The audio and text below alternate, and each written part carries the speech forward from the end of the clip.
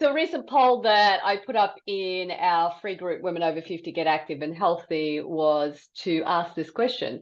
Are you more interested in weight loss tips, try saying that quickly, or muscle building strategies?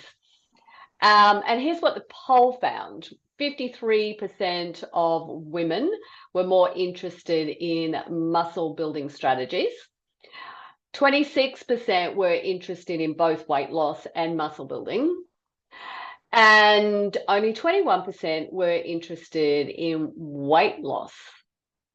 Here's what I found really interesting about this, Sal, is that when ladies first come to us and we ask them, what's your biggest struggle? We generally hear getting motivated or finding motivation. Or the second thing is, I want to lose weight. Yeah. Okay. And yet only 21% actually said they were interested in weight loss strategies or tips. And so what this indicated to me was there's a growing awareness amongst women of how important muscle is to weight loss and overall health. And that there is a shift in priorities towards muscle development in women in particular, their fitness journeys. Would you agree with that? I would agree with that. But the other thing I was thinking when you were saying those numbers, is that could just be the default answer to every woman when they're asked that question. Yeah, I absolutely. want to lose weight. Yeah. Yeah, absolutely. I think the other thing is that probably they're more looking for a sustainable approach to weight loss, if that's the goal. And they understand that body composition and overall strength plays a factor in that. And I think what it's done is that we've started down that path of education, not just us, but, other trainers as well too.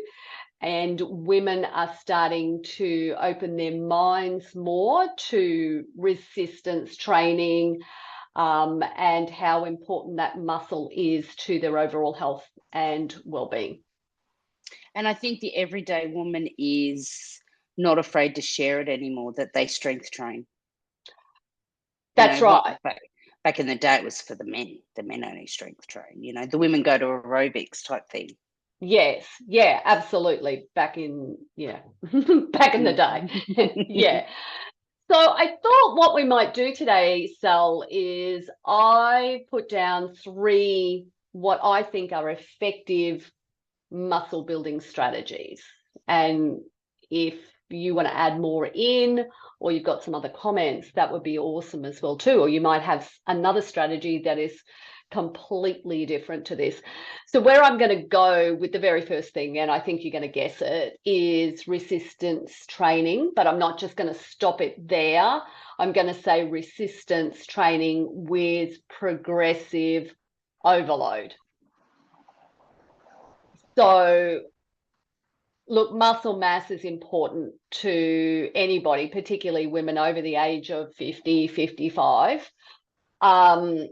And based on these stats that we're seeing come out, it clearly indicates that women are more aware that they need to maintain that muscle. So it starts declining in our 30s. It becomes greater, that decline, as we get into those 50s and 60s. So we really want to start as early as we possibly can, but it's never too late as well too. So when we talk about progressive overload, what we mean is weights, reps, sets, and continually challenging ourselves, right? Yes. Mm-hmm. Mm-hmm. So you might start off with light weights or resistance bands or dumbbells or machines or, whatever it is. But what's important is to master proper form so that you avoid injuries. Because what we know about the women that we're working with is that most of them are coming to us because they've got aches and pains, or they've got some level of injury, which they don't want to make any worse than what it may currently be. Would you agree with that? Absolutely. Yeah. And the other thing too is that talking about those aches and pains, they may not have done any strength training because they're protecting it. Yes. Yep. Yeah. From there, I would say the next component of it is to focus on compound exercises that target multiple muscle groups at the same time. And they're things like squats, lunges, deadlifts, push-ups, rows, all those standard things, which we would categorize as everyday life muscle strengthening. Yeah, functional movements. Absolutely, absolutely. And I would go out on a limb here and say, we would always say aim for 2 to 3 days of resistance training. I'm just going to go out on a limb and say, look, you've got to be doing 3. 2 is the minimum recommendation by the World Health Organization. Just like everything that we see come out from that, that's just minimum stuff to get us started. And sometimes there's worlds apart from where we are to those minimum standards. So if we want to up level it, we've just got to keep changing it up and adding to it. So we want to, if we can, no, it's essential. I'm not just going to say if we can. We want to add in a day in between. Hence the reason that we do strength training Monday, Wednesday, Friday. So you've got that Tuesday and that Thursday to allow those muscles to recover. But in saying that, we're not going to tell you not to do anything either, because active recovery and some type of movement is really helpful to that muscle recovery as well too. And then the next part of it, Sal, is to keep a training log, track your progress, and that's going to help you be consistent in your approach to it as well too.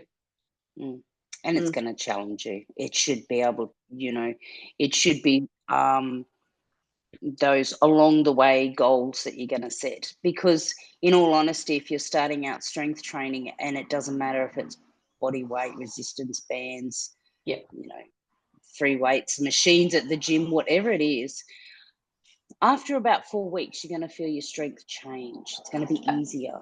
So you have to constantly reset your baseline. And we spoke about baselines last week. Yeah, absolutely. Absolutely. And look, the other aspect is that if you are unwell and you have time off, that strength's going to very quickly decline. So you would come in and expect to be able to lift the weights that you had previously done. That's probably going to be a real struggle. So you might have to step it back a bit. And so if you were tracking this, you'd write down that, I've been off for a week, and now what I'm doing is I'm starting back at this point. So then you've got that new baseline, and then you're going to be able to progressively improve from that point forward. And it's also like keeping those records of what's happening. If you do get sick and when you do start back, it's a great way to track what's working for you and what's not working for you for the future. In case you do get sick again, you can go, okay, well, I went back to training, this didn't work, but I tried this worked, I got back quicker at this point, that sort of thing. So tracking is fantastic. Is there anything else you want to add in about that resistance training and that progressive overload before I move on to strategy number 2? No, everything. Okay. Yeah, that's good. All right. So number 2 is prioritize your protein intake and take a balanced approach to nutrition. Now, we've done previous segments on this as well, but I'm just going to so quickly go through it. protein is really, really important for the repair and the growth of our muscles. And what we do tend to find, Sal, when we start to look at what ladies are eating protein-wise, they're generally not getting to the mark that they need to get to. So it is really a great place to just start. And we've seen this firsthand, where what we've done is just had a few ladies, just tweak it up a little bit. And, we're seeing how that body fat percentage is coming down just simply because they've started eating more protein. So you want to make sure that that protein's coming from a good source. Animal-based proteins are great, but if you're not an animal-based protein eater, then you're going to be looking for a good source of those plant-based alternatives, and you may need to take some type of supplement with that as well too. And it's so important to know your numbers. How much protein should I be having a day? Yes. Yeah, Very absolutely. important to know that. Yeah, and it's going to vary based on, each person and what each person's goals are. And, if we had to go with a blanket, here's where I want you to go to start with, I would just simply say, try and get 30 grams of protein in breakfast, lunch, and dinner.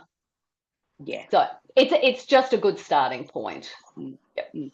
The other thing is to spread that protein, throughout the day. So that's just going to help that muscle grow throughout that whole entire day. So I think that's really important as well too. And the thing to remember too is Google is your friend. So if you go, oh my goodness, 30 grams of protein, how big is a chicken breast is that? How much salmon is that? Do your Googles. It will absolutely show you, and a lot of times you get the hand portions that it'll say, this size chicken breast, this size piece of salmon, whatever it is. So Google's your friend if you do feel overwhelmed. Yeah, and of course you can use apps as well too. So there's so many alternatives to just working it out as well. And of course, then we want variety, those nutrient dense foods. Our fruit and our veggies is going to be really important for fiber.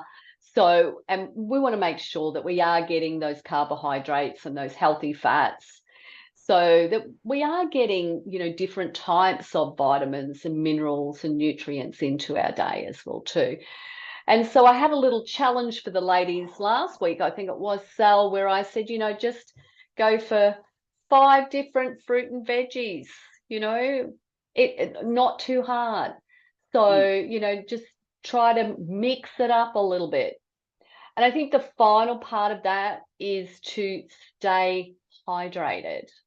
And I know, being a postmenopausal woman, and I hear this quite often, I feel dry all the time, I've got cracked feet, and it's really hard sometimes to stay hydrated, because that water intake that we have, or what we're made up of, that actually does change through menopause. And so that can tend to make it feel harder to stay hydrated. And so sometimes you might have to, you think about an electrolyte as an example, adding that in to keep that hydration at that right level, but be very aware, if you've got high blood pressure or something, you want to make sure you're checking on the sodium intake and everything. So check with a healthcare professional before you go down any of those tracks as well.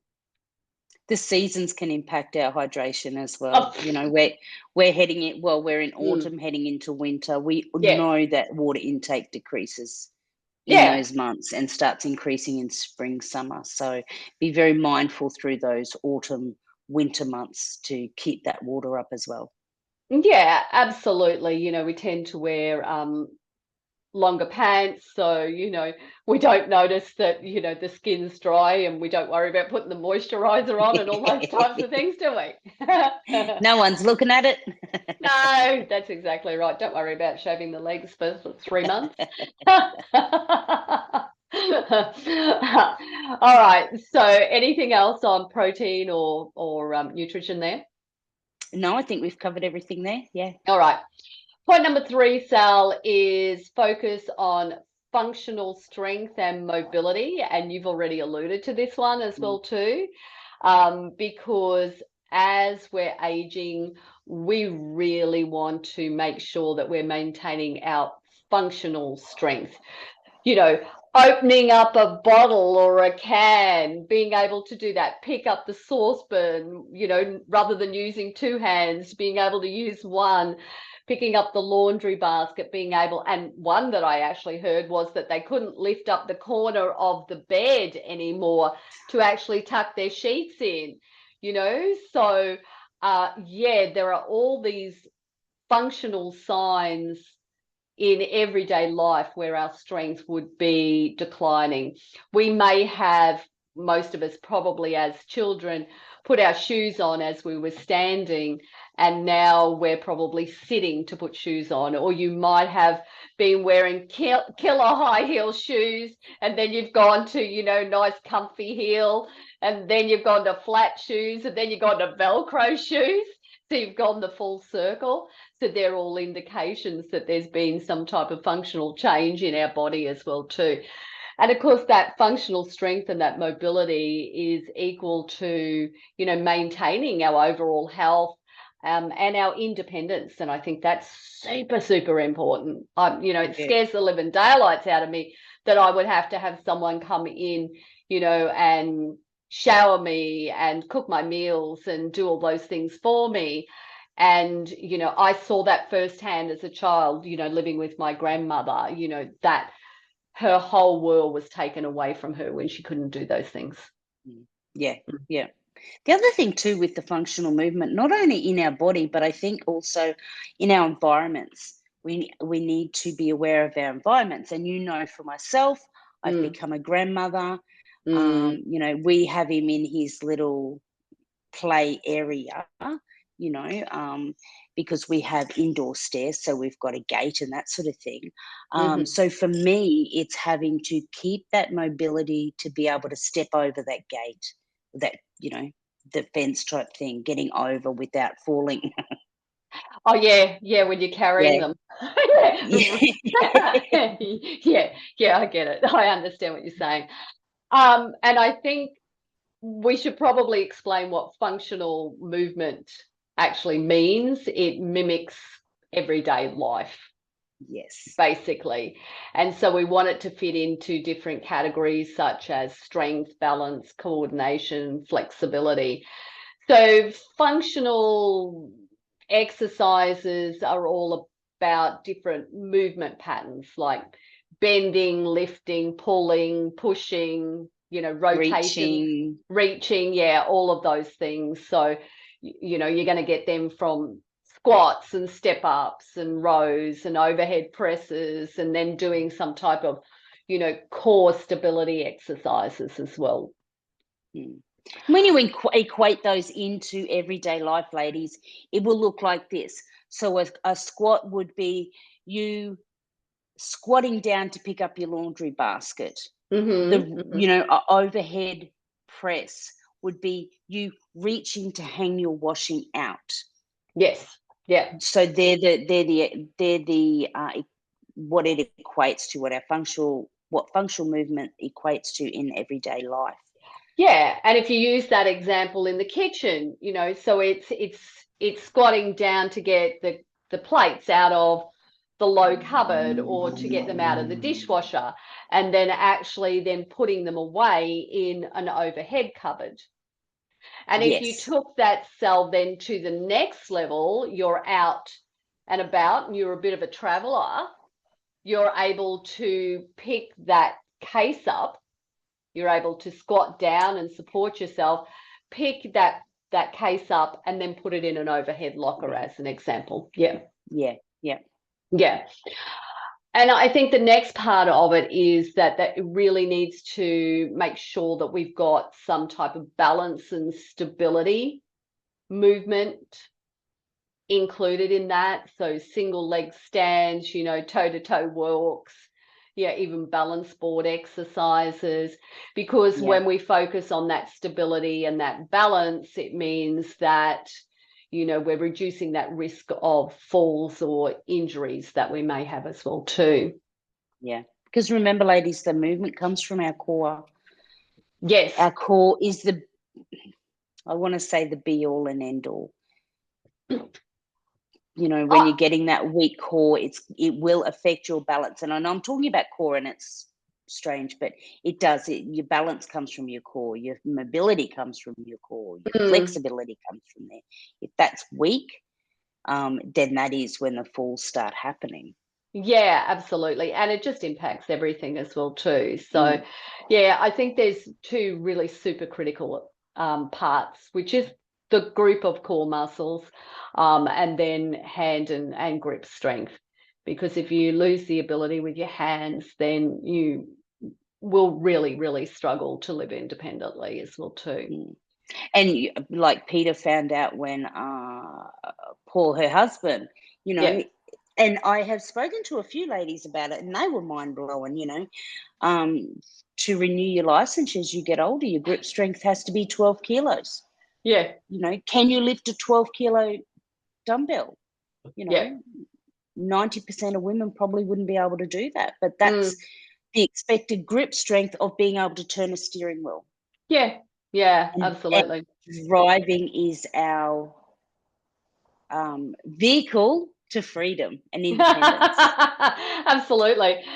You know, because there is that little grip strength machine that you could have, and I reckon every doctor should have it every time, you know, someone who's older walks in and says, I just need to renew my license. Yeah, here, have a crack at this. Yeah. So, um, yeah, the next aspect, Sal, is just that flexibility and mobility, you know, making sure that you're maintaining joint health, you know, and that range of motion. And you might do that through stretching and specific mobility drills, you know, and that's going to be really, really helpful. If I think about just recently working with some PT clients, and we were talking about, you know, I had them just go through squats, and then I had them do a little bit of hip mobility and ankle mobility. Then we did the squats again, and the depth was so much lower. Yeah. Because of that joint and Yeah. those muscles with those joints. Yeah. Yeah. And I think it's so important to be aware of the difference between tightness and an issue. Yes. Yeah. Because that tightness is just those muscles and those ligaments and tendons haven't stretched, they haven't lengthened. But as you said, once you did a little bit of that mobility and flexibility work, those squats were so much deeper. Yeah, absolutely. Absolutely. So they are my three top tips when it comes to muscle strengthening strategies. So it's to do some type of strength training, some type of functional movement with mobility, and to prioritize the protein and that nutrient dense, you know, fruit and veggies in your meals. And I think that really is just about overall general good health, isn't it, really? It is. It Yeah. is. It is. And it helps us just maintain, you know, good quality of life and functional independence. And I think we all Yeah. want that. Yeah. Yeah. Definitely. Anything else you want to add to it, Sal? I was just going to add, ladies, if you have never done strength training before and resistance bands and free weights scare you, going to the gym scares you, start off with your own body. Star jumps, jumping jacks, push-ups, squats. Yeah. You can use your body for a full strength workout. Oh, absolutely. Absolutely. You know, some of our programs are totally put together just using body weight. Yeah. And yeah, there's a huge difference. And I mean, I know that from my perspective, you know, if I'm carrying a little bit of extra weight and I'm trying to do, you know, some type of body weight training, it's like, hang on a minute, you know, this is a bit tougher today. Hello. Yeah. Yeah. All right, ladies. Well, we hope you've got something out of today. And what you're going to do is think about, what is that one thing that you can take away to start focusing on it. And if you need any other help, all you have to do is message either Sel or I and let us know your question, and we will answer that for you. Thanks for joining me, Sel. Thank you for having me. You're very welcome. We'll see you all soon, ladies. Bye now. Bye. Bye.